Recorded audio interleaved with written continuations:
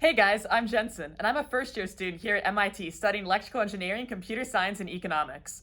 Over the past month, I presented research I did over the summer at my first ever research conferences, one at Stanford and one at MIT. If you stay till the end of the video, you'll learn more about my experience and learn how to conduct research like this while in high school. Okay, I just got out of class, and now I'm heading to a place called Row 34 for a happy hour MIT is hosting for people who are presenting at the MIT Climate and Energy Conference, where I'll be showcasing my research I did with NASA last summer on urban heat islands.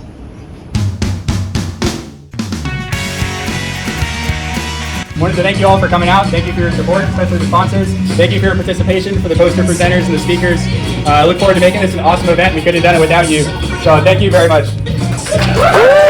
Okay, so obviously presenting at a research conference has a lot of benefits. You get to network with other people. I got to learn from very experienced people in the energy and climate field. But also the food. Oh my goodness, unlimited oysters. I'm at the conference presenting my software platform that I made and my poster. Yay!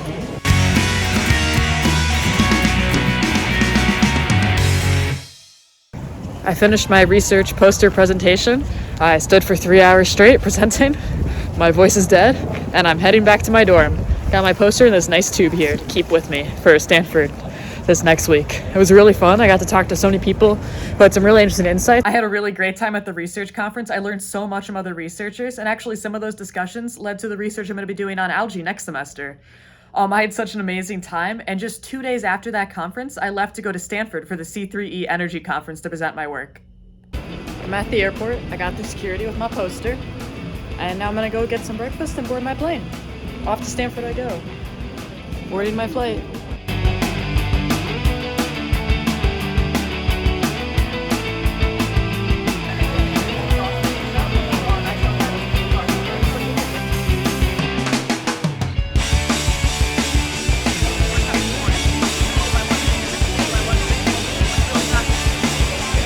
So I finished the poster presentation part of the conference, going back to listen to more amazing guest speakers about their experience working to decarbonize energy.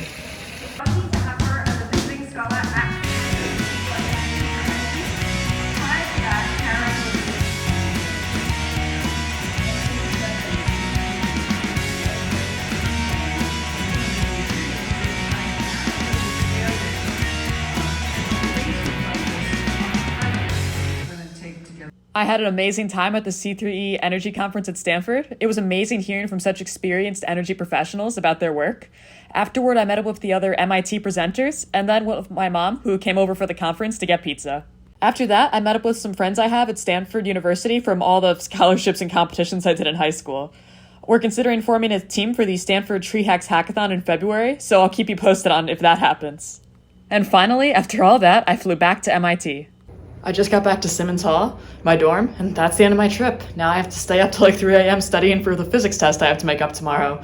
While I was presenting my conference, a physics test happened. Yay! So, finally, how do I find out about opportunities like this, and how can you do research in high school? So one really important tip that not many people know is that in college and even in high school, you need to be looking at the walls of your school. In college, there's so many posters on the wall advertising events, clubs, conferences, activities, competitions, so many great opportunities. And most students just walk past these posters and don't even look at them. In your high school, there's often posters as well that can advertise really great activities that you might want to get involved with. So always take the time to stop and look at posters when you see them. Another pro tip is to be on as many newsletters as possible. These newsletters contain great information about events around campus, guest speakers, recruiting, great things for getting future careers, research, and therefore even if you're not sure like what major you're going to be or exactly what groups you want to be involved in, it's great to subscribe to all of their newsletters to learn more about them and attend any of the events you might be interested in. There's a lot of different research internship opportunities available for high schoolers. There's the NASA OSTEM program like I did. They let you work for them virtually over the summer or in person in certain locations to help do research. That's the work I presented at these conferences was from their high school research program. There's also the Army Educational Outreach Program.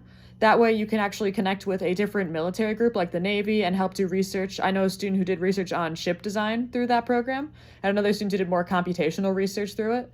There's also the Smithsonian internships. I actually know a friend who worked at the Smithsonian as an intern all summer doing research on women's history there.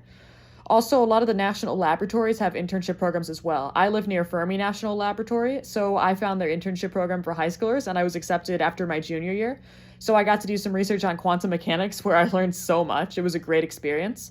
I know other national laboratories like the Pacific Northwest National Laboratory and Idaho National Laboratory have similar programs. So if you live near any national lab, definitely look into that. And don't worry if you don't live near one. You can also contact local universities and just email the professors saying you'd be interested in helping them. But I'd definitely check out a lot of these programs since the Smithsonian, AOP, and NASA programs are all national. An important thing to note is that you don't have to be part of one of these internship programs to do your own research. I did lots of different invention competitions in high school where I simply made my own inventions and presented those, not part of any internship program at all. I'm also on this website right now called code.earthengine.google.com. It's what I use to conduct my research of NASA over the summer, but anyone can use it. It has access to tons of different data sets on geospatial data. That means data about the environment, like the temperature on maps or how tall the different buildings are, and you can actually find relationships here and conduct your own research. I know a student who used the same software to research redlining to see how temperature was related to historically black neighborhoods and found that they often have higher temperatures, which is worse for residents. And you can conduct a lot of really interesting research on sites like this. So, do you even need research to get into an elite college? Well, really, it depends. Colleges love to see something called intellectual vitality. That's where you have a question or a problem you want to solve and you work on your own to help come up with a solution. This can either be through doing research or by building inventions or doing something else entirely, like leading an initiative. For me, colleges really liked that my research I did with my Fermi National Accelerator Laboratory, not because it was through the laboratory, but mainly because I did it on my own. My internship was actually just building a web visualization software for something called Muon Flux. But when we had the poor air quality due to the Canadian wildfires, I wanted to see how that would impact Muon Flux rates, and I conducted research with another student at Fermilab. We did it on our own, and that really showed some motivation on our part to actually be able to do this and lead this research. And luckily, since we were at Fermilab, we had access to all their resources and were able to get it published in their archives, which was really exciting. So really, you can do this research on your own and take advantage of any resources you have. Like when I was at Fermilab, I took advantage of those resources. If your school is a lab, take advantage of that. And if it doesn't, there's other programs you can apply to, like MIT Think, that'll actually give you funding for your own research ideas to help you be able to bring them about and actually complete them. So there's a lot of great programs out there to support you if you want to pursue research, but you can also pursue different areas like inventing, leading initiatives, anything to show that when you see a problem or have a question, you're willing to go and take that initiative to actually help solve it. Thank you so much for listening to my video. Like and subscribe to learn more about what it's like to go to MIT, how I'm surviving finals week, and how hard it really is to go here. How to get into elite colleges like MIT, and just more about career and college life in general.